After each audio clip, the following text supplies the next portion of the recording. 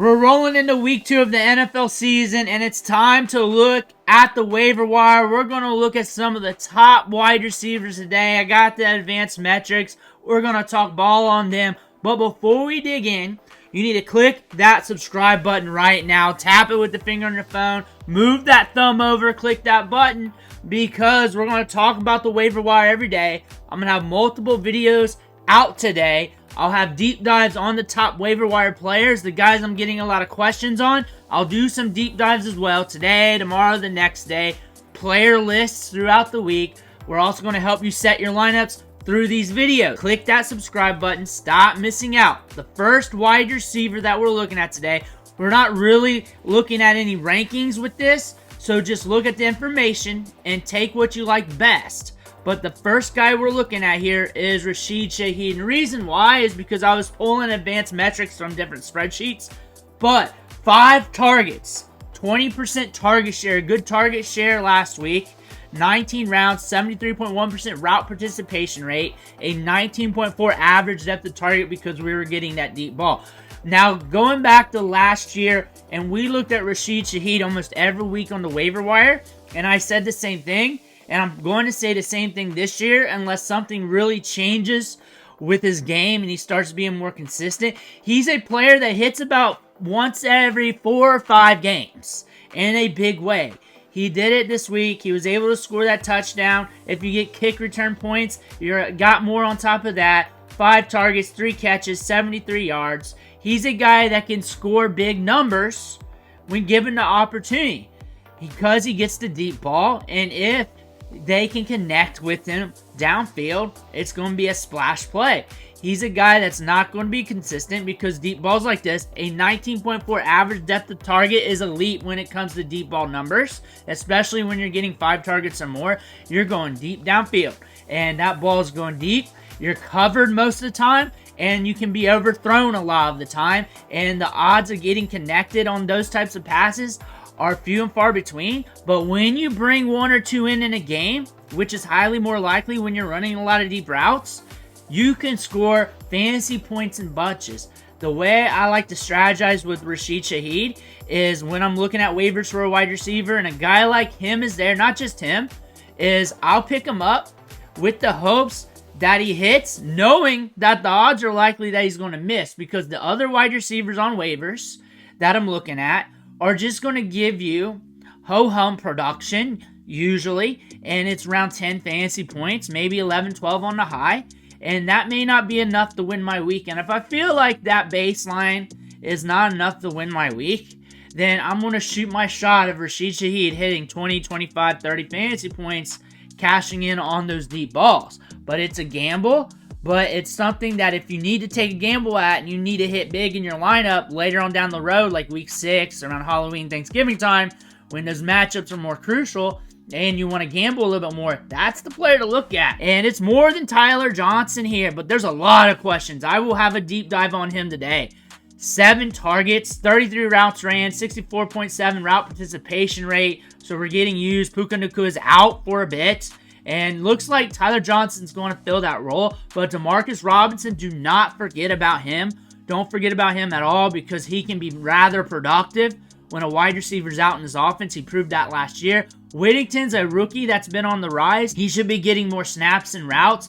The thing about Tyler Johnson, it looks like he's catching volume, but he's getting a 4.4 average depth of target, which is rather similar to Puka Nacua, but the thing is he ain't going to get the yak like Puka Nacua, so his upside might be capped to touchdowns around the goal line and stuff like that. That's where he could hit it on the upside, but still caught 5 balls for 79 yards. It's rather enticing. It's the Rams offense.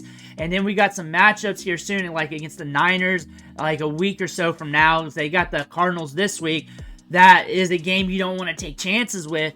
But Tyler Johnson, if you want those targets, he's going to get some volume in this offense. Demarcus Robinson is the guy you may want to look at. He might be already rostered. And then Jordan Whittington is a guy in deeper leagues that you may want to look at. Brandin Cooks, 7 targets, a 22.2% target share.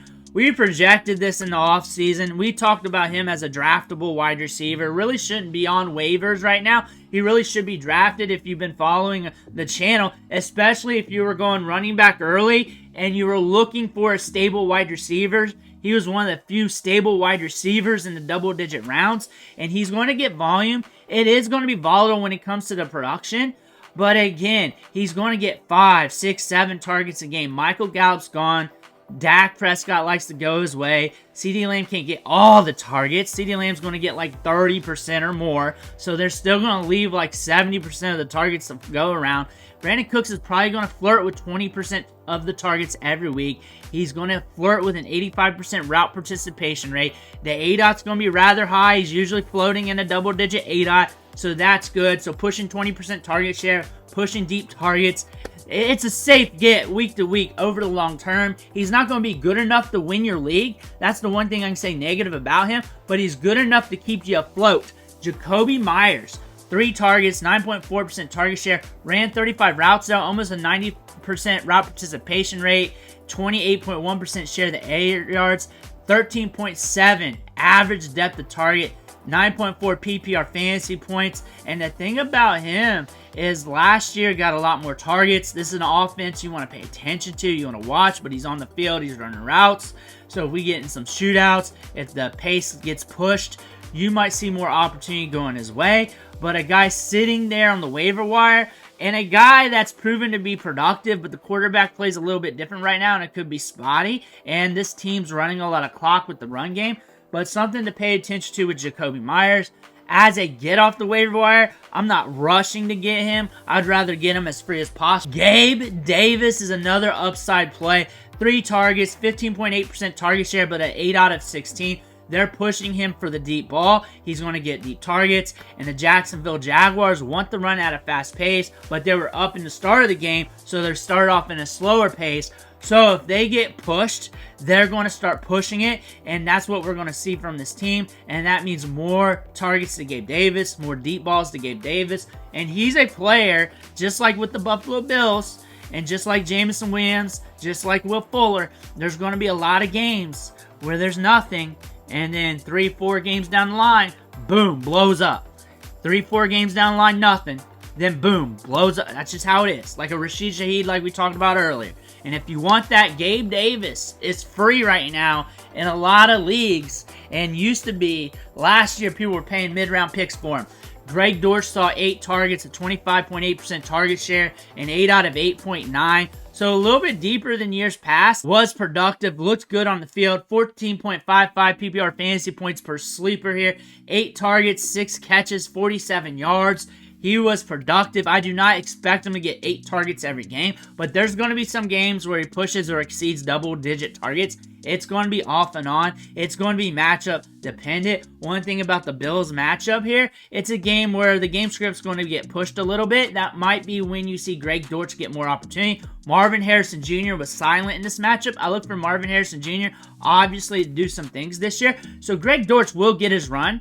And then also Michael Wilson scored a touchdown in this matchup and got some opportunity and ran more routes than Greg Dortch. Michael Wilson is another player to look at off the waiver wire. Jalen Nailor, just 1 target, 12 routes. With Hawkinson out, he may be the player to look at for deeper leagues. Your traditional redraft leagues, I would just keep my finger on the trigger. I just watch the waiver wire, see what he does next week. Jeudy, 8 targets, 18.6% target share, 78.6 route participation rate. Also, Elijah Moore, I'm just throwing him out there because he's running more routes. He's got 6 targets yesterday. Both these wide receivers could get it on any given Sunday. 3 catches, 25 yards, not the sexiest number, but he did score that touchdown. 11.2 PPR fantasy points, 12 points on sleeper, 116 air yards though, and a good 8 out of 14.5. Getting pushed downfield, but it was a weird game script against the Cowboys. But if he's sitting there on waivers, you may want to pick him up. Jalen McMillan scored his touchdown, got a lot of opportunity, was out there on 88.2% of the routes, ran 30 routes in this game. So Mike Evans and Chris Godwin, they might be competing with him for the targets, but they're not preventing him from running routes. He's getting an 8 out of 18. He's getting deep balls. It's deep ball city with McMillan. It was a deep pass on that touchdown attempt. The thing about that, if we're getting the deep ball going our way, that means there's a potential for splash options for a fantasy lineup. He's a guy that's probably going to mature throughout the season. Josh Downs will be back sooner than later. He was out this week. but he's going to push for a 20% target share. He did last year. Should be improving from last year. Should show a little bit of life for fantasy football. Could be a cheap get for your fantasy team. Wan'Dale Robinson, 12 targets, 31.6% target share. That's not going to happen every game. It shouldn't. Daniel Jones sucks, though, so he might just live on the short targets.